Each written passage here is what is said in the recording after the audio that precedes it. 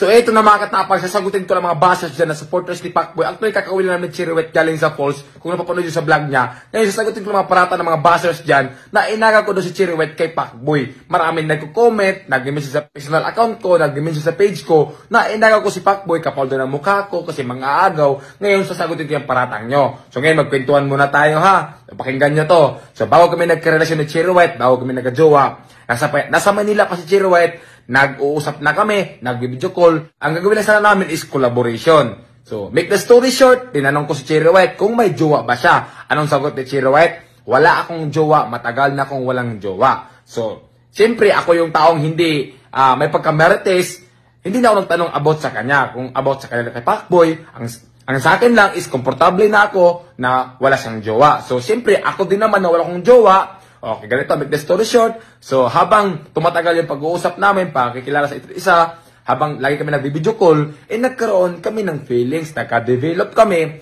hanggang umabot sa punto na pumunta siya ng Cebu, nagkaroon na ng something sa aming dalawa. So, wag yung sabihin na inaga ko si Chiriwet kay Pacboy. So, imposible naman ang babae papato sa isang lalaki na may karelasyon. Alam nyo yan, girls, na hindi nyo gawain yan na magpagrelasyon sa ibang lalaki na may relasyon kayo. So, di natin alam kung anong rason kung bakit wala na sila ng Pacboy.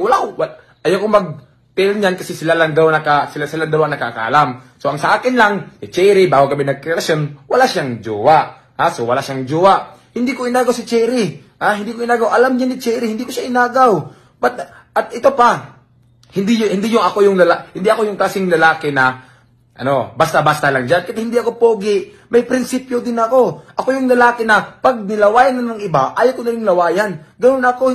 Hindi ako yung lalaki na makipaghati sa isang babae lang. Ayaw ko na may kahati.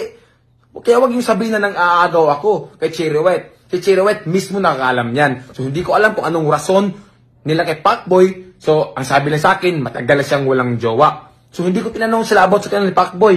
Yun lang kasi privacy nila yan. So ito pa, naiinis ako eh. Kasi sabi nila, content lang daw kami ni Chiriwet. Intindihan ko kayo kasi nga nangyari sa akin nung nakaraan na nag-reveal ako ng jowa na hindi ko jowa. So ngayon, imposible naman na content lang kami, di ba? Halos na yun sa vlog namin, puro nangalaplapan. Sasabihin nyo, content pa rin?